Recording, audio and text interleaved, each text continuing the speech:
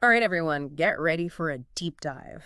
We're looking into the case of Rory Enrique Conde. You might know him as the Tamiami trail strangler. Ah, yes. Really dark stuff. Back in the 90s, he terrorized Miami, Hmm. 6 victims. And we're using his Wikipedia article and a mugshot to help us figure things out today. Okay. We really want to understand not just what happened, Right. but the why. Like, what makes a person become a serial Well, killer? that's the question, isn't it? It's always so disturbing, but also, fascinating in a way Yeah. to try to understand what motivates someone, what factors might contribute to someone being capable of these horrible acts. It's like a human puzzle, right? Yeah. Except the pieces are all scattered across like a really messed up crime scene. Right. So Conde starts his life in Colombia. He was born in 1965, but his mom died when he was just a baby. Wow. Can you imagine that kind of loss? So young. It's hard to even grasp the impact that would have. Right, Losing a primary caregiver so early on, right. it has to affect a child's development, you know, Yeah. emotionally. Right. And their ability to really form attachments and things. Yeah.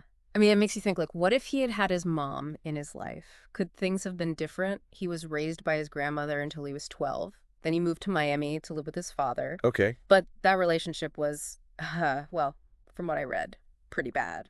Yeah, Conde actually described the relationship as emotionally abusive, which sadly isn't that uncommon. You see Yeah. that in the backgrounds of, a lot of violent offenders. Right, Now, of course, not everyone who has a rough childhood ends up, right, a killer, right. obviously. But it's definitely a piece of the puzzle, right? You have to Yeah. consider it. Sure. I mean, some research suggests that trauma early on, especially in the family, Mm-hmm. it can really mess with a person's ability to deal with their emotions, in a healthy way, Yeah. and to form good relationships when they're older. So you're thinking maybe this difficult upbringing, it kind of shaped his outlook, Potentially. maybe even his capacity for violence. It's possible, but it's never that simple. Mhm. There are usually lots of factors involved, but it's worth noting that this pattern of troubled relationships, it seems to continue into his adult life. Yeah, yeah, absolutely. He got married to Carla when he was 21, Okay. and she was only 15. 15. And even then, at that young age, there were signs of trouble. Oh, wow. That's a big age gap, too. Yeah. Yeah. The Wikipedia article says he was abusive to her, like control and jealousy were big problems. He actually ended up in jail in 1992 for a short time because he was bringing other women home while Carla was there. Oh, wow. Yeah, that's a red flag right there. It points to a pattern, a lack of respect for boundaries, and this need to have power over others. Right. And when you consider the crimes that he committed later, those themes of control and jealousy, they become even more relevant. Right. It's like foreshadowing. Scary. Yeah, it's almost like watching a train wreck happen in slow motion. Yeah. You see the warning signs, but you can't stop it. And in July of 1994, Carla decides she's had enough. Yeah. She moves out with her 2 kids. And that's when things get really bad. Like, Conde threatened to kill her if she ever started dating anyone else. That kind of possessiveness. Yeah. The inability to deal with rejection. It's scary. It suggests a deep instability. Yeah. Very disturbing. And just a few months later, he murders for the first time. His victim was Lazaro Comisana, a transgender sex worker. Conde said he killed Comisana in a fit of rage after finding out his gender during sex. Now that might seem like just a hate crime, fueled by homophobia or transphobia. Oh. But I think it might be more complicated than that.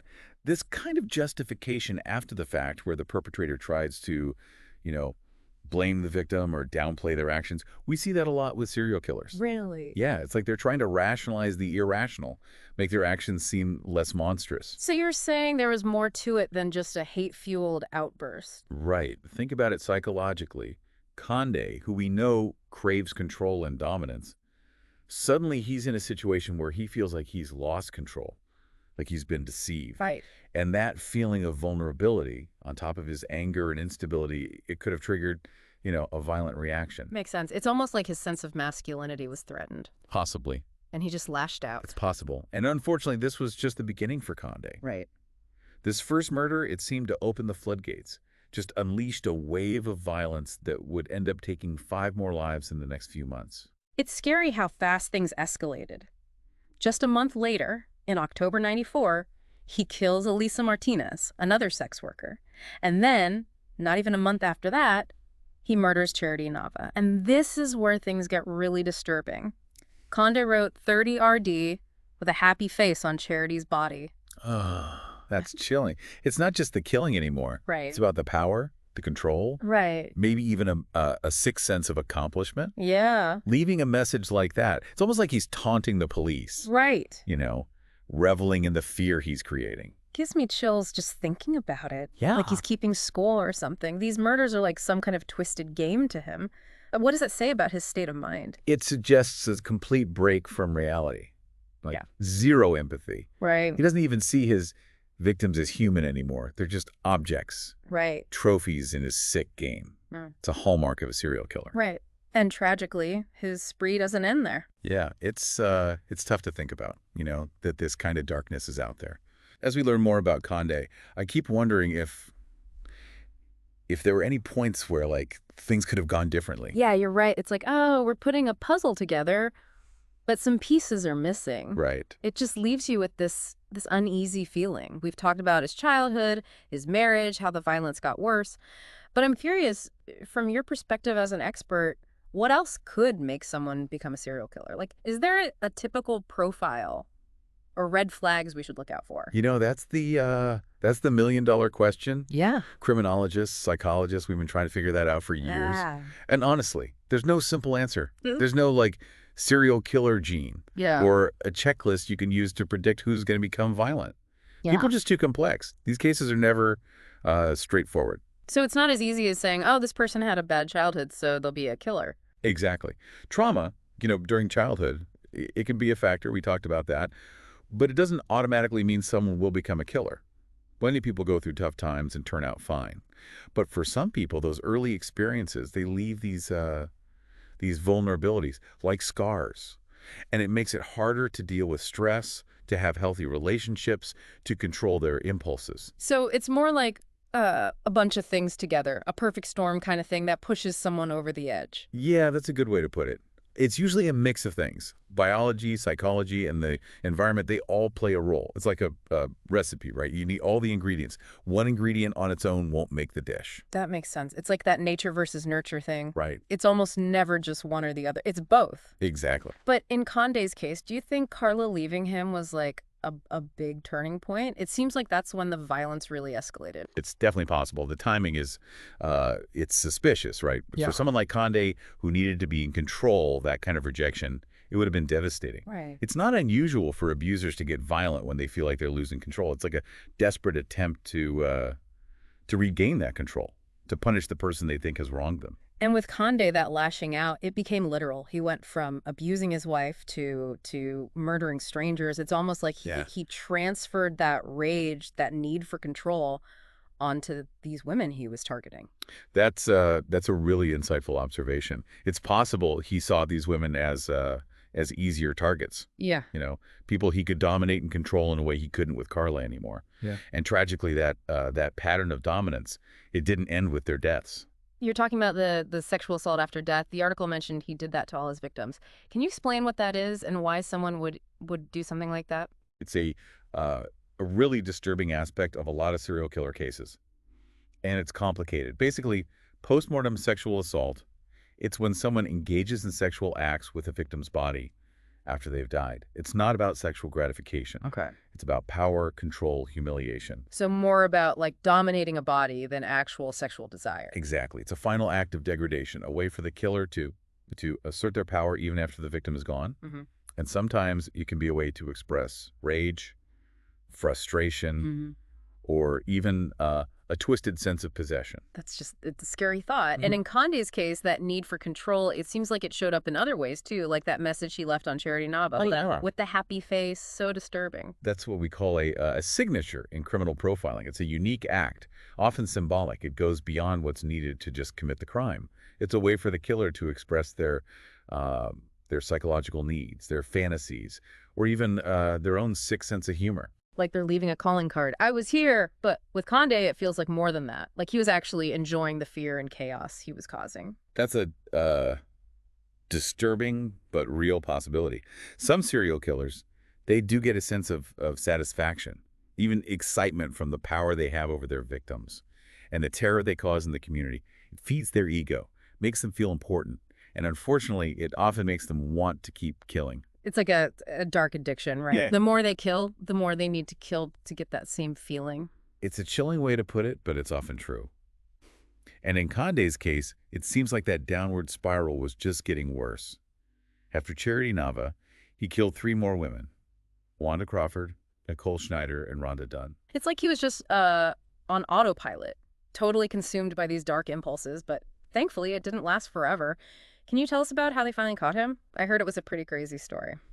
Yeah, it really is like a movie, huh? It is. Where the bad guy gets too cocky and that leads to his downfall. Right, arrogance and that feeling of being untouchable, it can blind a criminal to their mistakes. Yeah. And that's exactly what happened to Conde. His downfall was Gloria Maestra. Wait, Glory Meister, she was supposed to be his 7th victim. Conde had her all tied up and everything, ready to kill her. But, well, things didn't go according to his plan while he was in court for shoplifting.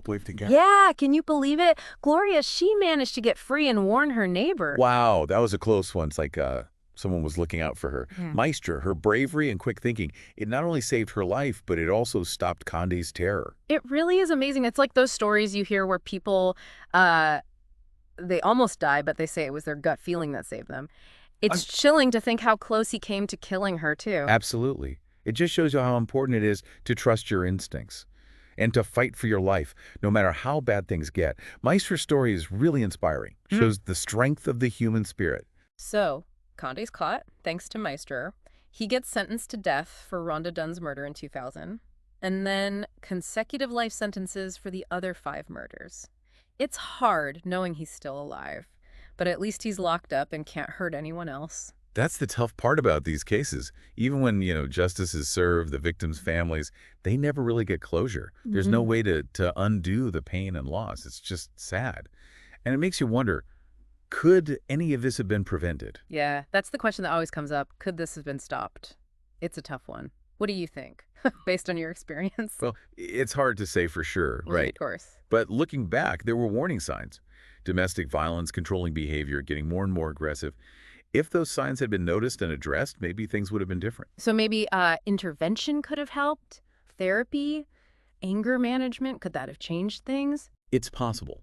Early intervention is so important when it comes to domestic violence and aggression. If we give people the tools to manage their anger, to deal with their problems, to cope in healthy ways, it can really make a difference. That makes sense. But it also makes you think about society's role in all of this. What can we do as a community to encourage people to get help, to support people who are struggling instead of, making them feel ashamed? That's the big question, isn't it? We need to shift the focus from punishment to prevention. We need a system that provides help, not just for victims, but for people who show signs of violence. We need to understand that these problems are complicated, that people can change, and that early intervention can actually save lives. It's a lot to tackle, but it feels important. This deep dive has really made me think about these cases and the impact of violence. It's not easy to face these darker parts of human nature, but it is important. If we understand what causes violence, if we recognize the warning signs, if we promote empathy and support, we can create a safer world, a more compassionate world. That's a powerful thought to leave us with. So as we wrap up our deep dive into the life and crimes of Rory Enrique Conde, we encourage you to keep learning about this. Find out what resources are available in your community, support organizations that are working to prevent violence, and talk about these issues. Remember the names of the victims: Lazaro Comisana, Elisa Martinez, Charity Nava, Wanda Crawford, Nicole Schneider, and Rhonda Dunn. Their lives mattered, and their stories should remind us of how devastating violence is and how much we need change. Thank you for joining us. We'll see you next time.